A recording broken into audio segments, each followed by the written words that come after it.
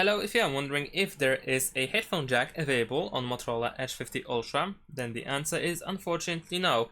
So usually the headphone jack is located at the top of the device.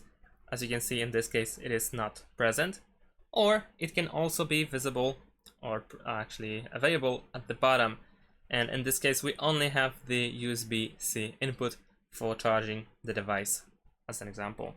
So if you wish to use wired headphones, then you have to use an adapter.